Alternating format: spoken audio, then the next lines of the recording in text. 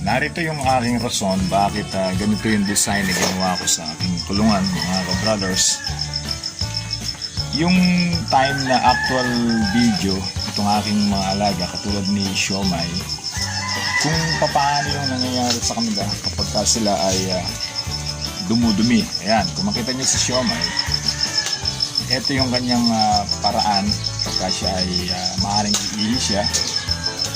At makita nyo kung saan bumabagsak yung kanyang pinaka-ihi. Diba? So dito, mula dito sa kanyang posisyon, ito lang yung halos na nababagsakan ng kanyang ihi. So madali siyang malilinis. Hindi dudumi si Siomay, hindi siya malalagyan ng kanyang ihi, lalo na't mabubusan gaga natin ng tubig. Ibig ko po sabihin, mga ka-brothers, yung amoy na mapanghi dahil doon sa ihi ng baboy, alam naman natin ihi ng baboy. So hindi kakapit sa katawan ng ating mga alaga. Kasi nga po, dahil dito sa pagkaka-design, itong area na to, kasi po ito naka-curve ito. Marami kasing pagkakagawa ng kulungan, ano lang sila, pantay. Yung po bang hindi siya naka-slant ng konti, hindi siya nakababa. So kapag dumumi yung mga alaga nila, minsan ang mangyayari masasalalay po dito sa area na to. Ito po, dito sa area na to, lalagay sila dito. So pag lagay niyan ng dumi niyan sa area na yan, may tendency na makaapakan ang inyong mga alaga. Tapos pag naapakan niya, kakapit din sa kuko nila yung sabihin natin yung dumi ng baboy, yung tahi nila. Tapos mauupuan din nila yung ihi nila na kung saan ay humalo na dun sa pinakadumi po.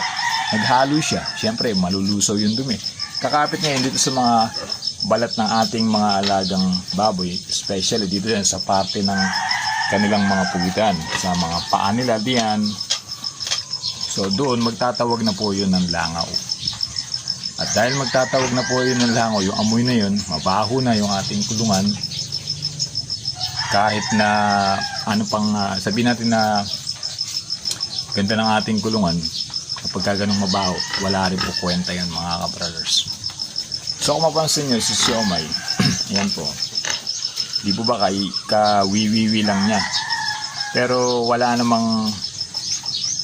pang dumi sa kanyang katawan, hindi naman niya nakakapakan yan, lalo na po kung lilinisin kagad natin, tubig, ayan. So malaking benefit sa bawat isa sa atin ng mga nag-aalaga ng baboy, yung pong malinis yung ating mga kulungan. Hindi siya babaho, hindi tayo marireklamo ng ating mga kapitbahay. Tapos po sa susunod, makita natin yung pinaka-actual video pagka naman sila ay dudumi or tatay sila.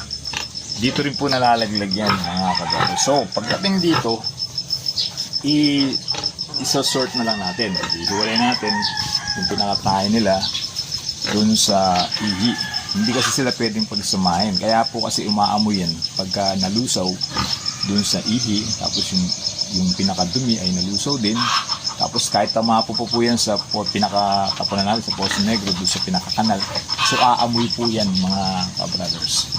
Kaya ang number one, iwasan natin dyan, huwag natin silang paguloy. Ilagay natin sa tamang lalagyan yung pinakadumi. Nakikita ko po mga video, ginagawa natin, natapon lang na sa labas, wala rin po, hindi po maganda yun. Dapat po talaga mayroong maayos na tapunan na kung saan hindi rin nagdadapuan ng langaw para hindi siya umaamoy at hindi rin nagdadala ng mga bakterya yung mga langaw sa ating mga kulungan. Doon po kasi manggagaling yung karamdaman, yung sakit ng ating mga alaga. Kasi po kung saan dumadapo yan, dumapo doon sa ibang lugar, sa ating mga kapitbahay.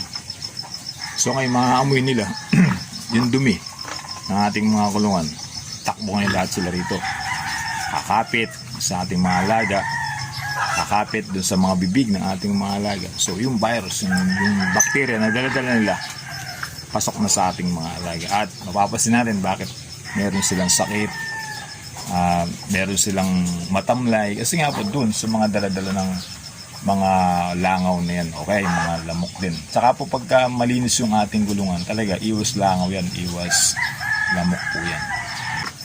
Kung paano, ayun po, nakita niyo po, naaapakan na ni Siomay yung dumi po, ay yung pinaka-ihi, naaapakan na po niya, meaning nasa kukunan niya yan. Kaya kailangan linisin natin. Para po, kasi pag nagkamot siya, di ba nagkakamot yung mga baboy. So yung amoy niyan mapupunta ron sa doon sa tiyan niya, doon sa kabilang paa niya. So ganun ang mangyayari niyan mga brothers. Ayan po, tingnan niyo po. Inabutan natin. Tingnan niyo po, dumudumi si Siomay. Tingnan niyo po kung saan bumabagsak. Tingnan niyo po, oh. Hindi bumabagsak doon sa malapit sa kanya. Bagkus malayo sa kanya yung pinaka dumi niya. So ngayon, dahil malayo sa kanya, hindi niya mauupuan, hindi niya maaapakan.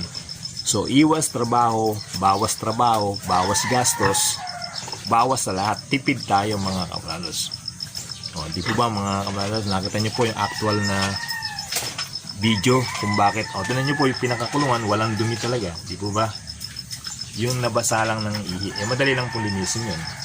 Pubusan mo lang ng tubig yan para matanggal yung amoy, ihi po. Madali lang, mababanlawan na po ng tubig. Okay mga brothers, maraming salamat sa inyo. Sana nakadagdag po sa inyong kaalaman ito aking video. Thank you very much. Subscribe my channel, My Brother is Not a Pig. At maraming salamat po sa inyo. God bless.